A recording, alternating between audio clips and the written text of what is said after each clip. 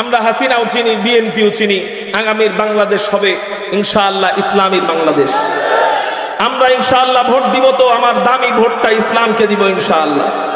এখন কইতে পারেন হুজুর তো কোন ইসলামরে ভোট দিব? কেউ করে জামাত ইসলাম, কেউ করে ইসলামী আন্দোলন, কেউ করে খেলাফত, কেউ করে জমিয়ত। তো আমি ভোট দিব কারে? আমার আঙ্গুল তো চারটা না, আমার আঙ্গুল তো একটা। ভোট তো দিতে হবে, সিল তো দিতে হবে এক জায়গায়। তা আমি ভোট দিব কাকে? এই প্রশ্নের জায়গায় আমি এখানে নাই, আমি আপনাদের কাছে চলে গেছি। এই প্রশ্নের জায়গায় আমি এখানে নাই। এই প্রশ্নটা আমারও, আপনাদের যেই প্রশ্ন আমারও সেই প্রশ্ন। 14 হুজুরের 14 দলে পাবলিক করছে বিপদী, ঠিক না ঠিক? এই জন্য আমার ছোট মানুষের কথা কে গ্রহণ করবে জানি না। এখন দলাদলির সময় এই মুহূর্তে না, দলাদলির সময় বহুত বাকি আছে, পরে কইরেন নে। এখন আসেন জামাত ইসলাম, ইসলামী আন্দোলন বাংলাদেশ, খেলাফত, জমিয়ত এক কাতারে যদি এসে যায়, কোটি কোটি নাস্তিক মুরতাদ মিলে আমেরিকার ওয়াশিংটন যদি আসে, দিল্লি হাজার কোটি যদি ইসলামের বিরুদ্ধে ষড়যন্ত্র করে, ওই ষড়যন্ত্র কোনো কাজে আসবে না ইনশাআল্লাহ।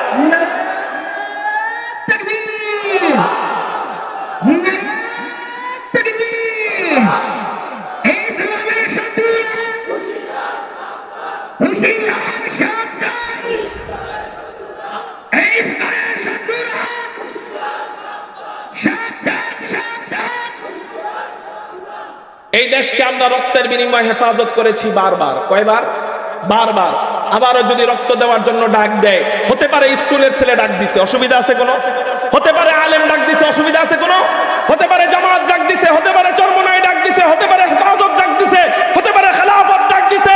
যদি এই দেশকে হেফাজত করবার জন্য হাসিনা যদি আবার ঢুকতে চায়, হাসিনা খেদাও আন্দোলনের জন্য, স্বৈরাচার খেদাও আন্দোলনের জন্য আবার যদি এক সাগরের রক্তের প্রয়োজন হয়, এক সাগর রক্ত দিতে তৈয়ার আছো কারা কারা?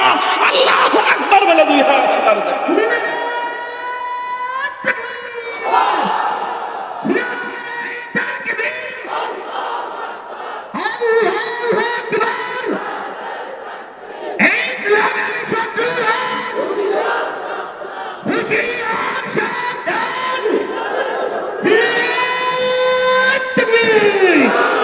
মুহতারাম হাজিরিন, বলতেছিলাম আমার নবী রহমত, মানুষদের জন্য কিভাবে রহমত, এটা নিয়ে আলোচনা চলতেছে। এর মধ্যে 3 নাম্বার শ্রেণী আল্লাহ ওয়ালা। কারা? মানুষদের মধ্যে কয় নাম্বার শ্রেণী? 3 নাম্বার শ্রেণী। সত্যিকারের আল্লাহ ওয়ালাকে একটু আগে পরিচয় দিছে। এই ওয়ালিদের ব্যাপারে আমার নবী কেমনে রহমত? নবীজি বুখারী শরীফের হাদিসের মধ্যে জানায় দেয়, ক্বালা রাসূলুল্লাহ সাল্লাল্লাহু আলাইহি ওয়াসাল্লাম, ক্বালা আল্লাহু তাআলা, নবীজি হাদিসে কুদসির মধ্যে জানায় দেয়, মান আদালি ওয়ালিয়ান ফাকাদ আযানতুহু বিল হারব। নবীজি বলেন, আল্লাহ ওয়ালাদের সাথে যদি কেউ দুশমনি করে, তার সাথে যুদ্ধের ঘোষণা আল্লাহ নিজে দিয়ে দেয়। আল্লাহ যুদ্ধ যখন শুরু হয়ে যায়, আল্লাহ ক্ষমতাধর বাদশাহ ফেরাউনকে পানির মধ্যে চুবায় মারে। আল্লাহ যুদ্ধ যখন শুরু হয়ে যায়, আল্লাহ ক্ষমতাধর বাদশাহ নমরুদকে ল্যাংড়া মশা দিয়ে মারে। আল্লাহ যুদ্ধ যখন শুরু হয়ে যায়, আল্লাহ ক্ষমতাধর নেতা আবু জাহেলকে মারে। কেমনে? সিদ্দিক আকবর আবু জাহেলকে মারতে পারেন নাই, হযরতে ওমর মারতে পারেন নাই, হযরতে ওসমান মারতে পারেন নাই, হযরতে আলী মারতে পারেন নাই। কিন্তু আল্লাহ যুদ্ধ যখন শুরু হয়ে যায়, আল্লাহ যখন মারে, আল্লাহ তো ল্যাংড়া মশা দিয়েও মারতে পারে। আবু জাহেলকে যখন আল্লাহ মারে, বড় কোনো বীর মুজাহিদের প্রয়োজন হয় না। আল্লাহ পাক রব্বুল আলামিন 2জন শিশু বাচ্চার মাধ্যমে আল্লাহ এই আবু জাহেলের মতো পাহলোয়ান নেতাকে হত্যা করে জাহান্নামে পাঠায়া দেয়। এটা হলো আল্লাহর যুদ্ধ।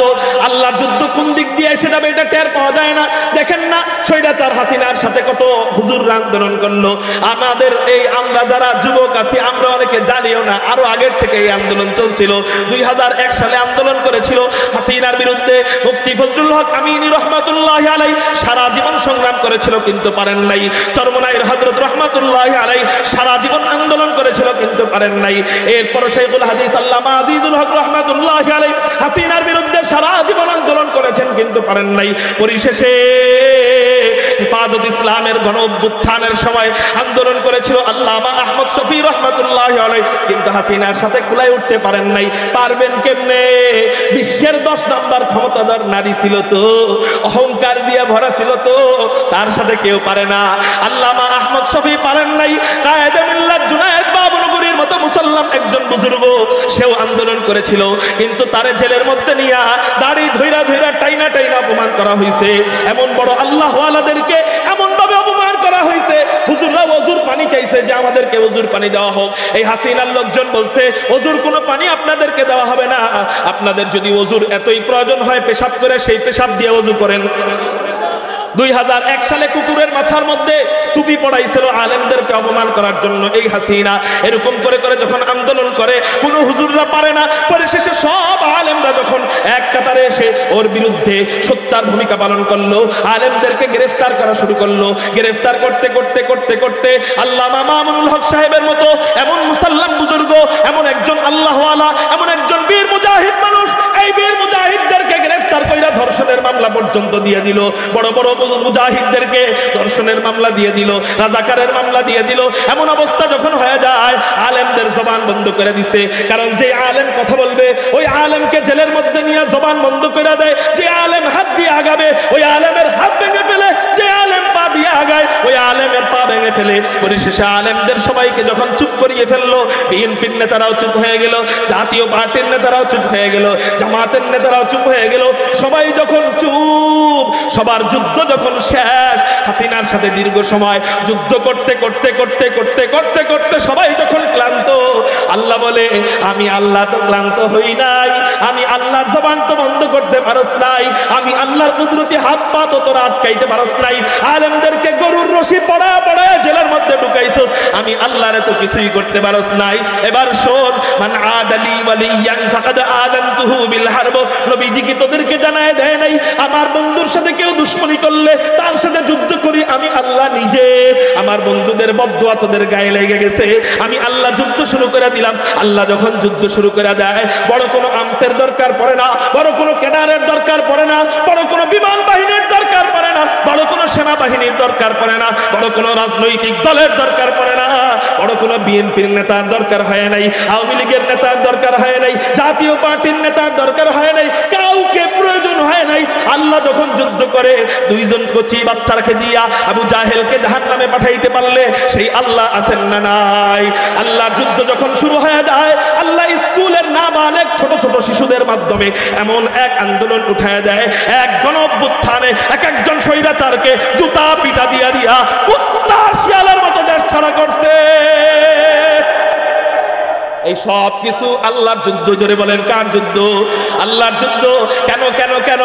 একমাত্র কারণ আল্লাহ ওয়ালাদের সাথে দুশমনির পরিণাম। কত মানুষ নামাজ পড়ে না, এত বড় অপমানিত তো হয় না। কত মানুষ চুরি করে, এত বড় অপমানিত তো হয় না। কত মানুষ গাঞ্জা খায়, এত বড় অপমানিত তো হয় না। কিন্তু তোরা এত বড় অপমানিত হস কেন? তো গো বাবার মূর্তির মাথার মধ্যে মানুষ সোয়াবের নিয়তে পেশাব করে।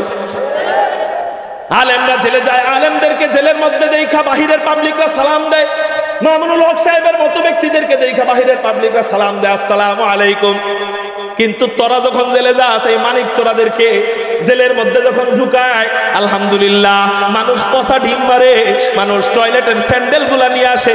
একবার টয়লেটের স্যান্ডেল নিয়ে এসে, পায়ের মধ্যে ভালো স্যান্ডেল, হাতের মধ্যে টয়লেটের স্যান্ডেল। জিজ্ঞাসা করা হয় তোমার হাতে এই পুরাতন স্যান্ডেল কেন?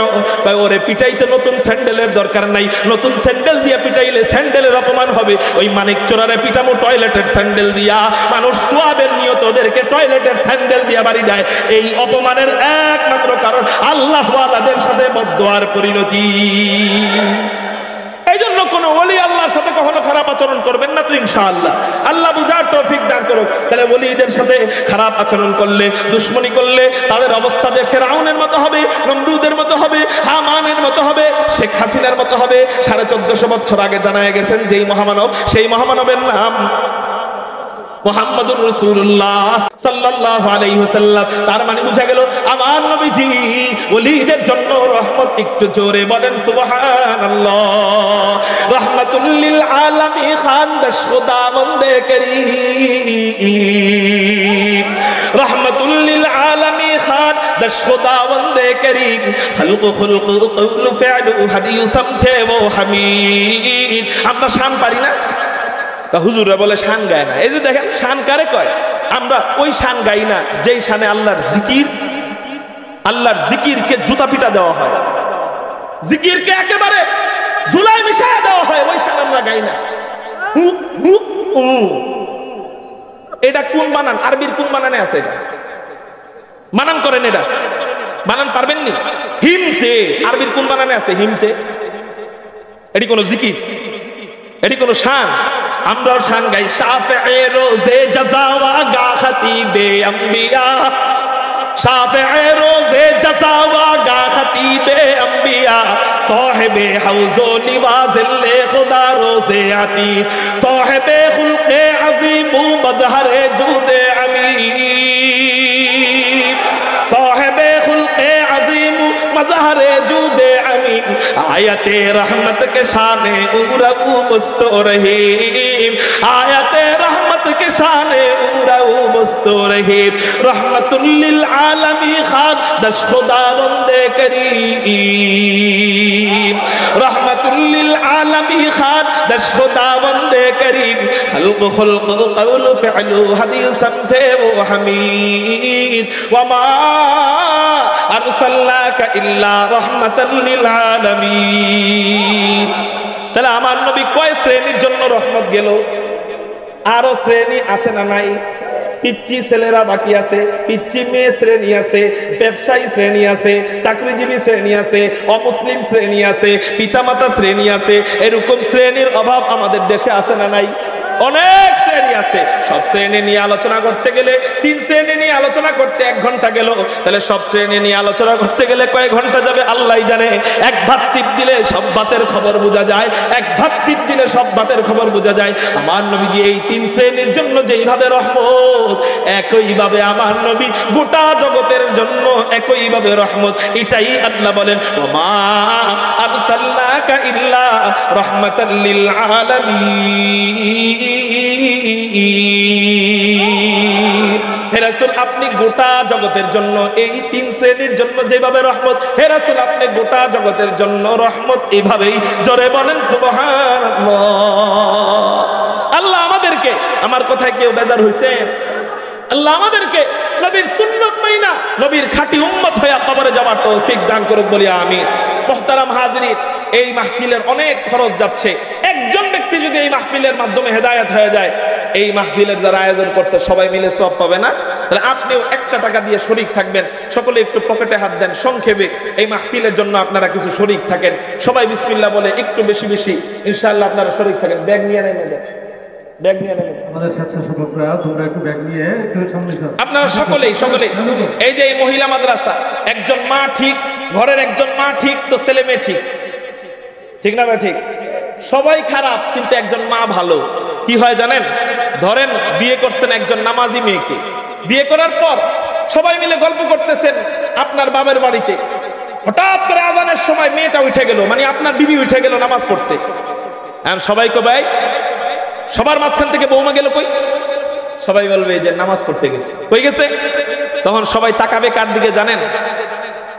কার দিকে তাকাবে? জামাইয়ের দিকে তাকাবে, মানে চোখের ইশারায় বুঝায় দিবে তোমার বউ নামাজ পড়ে, তুমি পড়ো না। এই লজ্জা জামাইও একদিন নামাজ পড়বে। জামাইটা যখন নামাজ পড়বে, বৈঠক চলতেছে, সবার আজান দিয়ে দিছে, বউ নামাজে গেছে, জামাইও নামাজে গেছে। এখন সবাই তাকায় থাকে জামাইয়ের বাপের দিকে আর মায়ের দিকে, বুঝায় এই বুড়া দাদা বুড়া নানা, আপনার বৌমা আপনার পোলায় নামাজ পড়ে, আপনারা পড়েন না? এক সময় দাদাও নামাজি, নানাও নামাজি, নানিও নামাজি, দাদিও নামাজি। তারা যখন নামাজ পড়ে ঘরটা নামাজের পরিবেশ কায়েম হয়ে যায়। একজন মা ঠিক তো ঘর ঠিক, একটা ঘর ঠিক তো সমাজ ঠিক, একটা সমাজ ঠিক তো রাষ্ট্র ঠিক।